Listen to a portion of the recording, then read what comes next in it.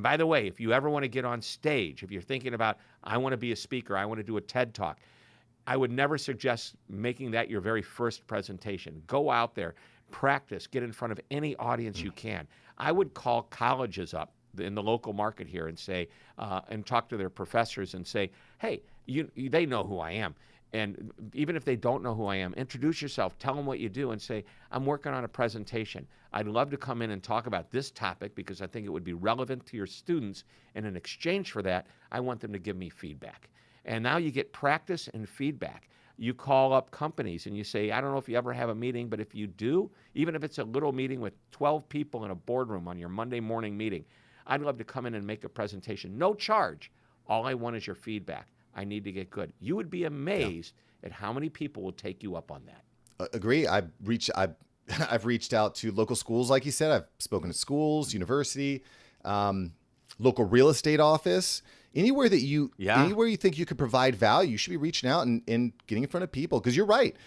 Your first time is probably not going to be great, but with each, you just make each event better than the last.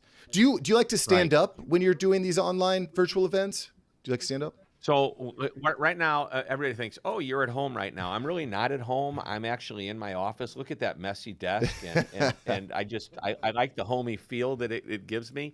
But on the other side of this wall is a studio. And, here's the cool thing. You can, so here's some tips. If you have a wall that you're willing to ruin, paint it green, like a green screen, okay? You don't need to go out and spend a lot of money for a really good, and I have one of these. When COVID hit, I said, if I get COVID and I can't come into the office, so I now have my portable green screen that, you pull it up and I have the cameras we can move behind me. But you can buy green screen paint for about $150 for a small jar, or Google the green screen paint formula and then go to your local hardware store and get a small can of paint for about $15. Okay, paint the wall, and now buy an inexpensive editing program. You can get them as inexpensive as, some of them are probably free. I mean, what comes on a Mac is probably more than capable, but you need to be able to take that green screen, put backgrounds on it, and learn how to use it. Spend a weekend and just immerse yourself in this.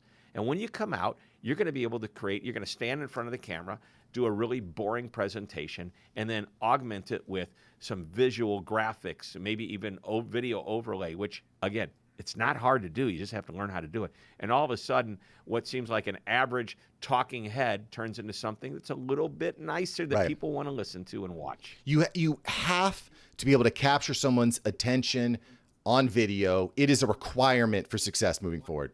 Thanks for watching SAVANT Media. Here we're going to help you create a better content in less time and turn that attention into income. If you love this video, you're going to love these videos here.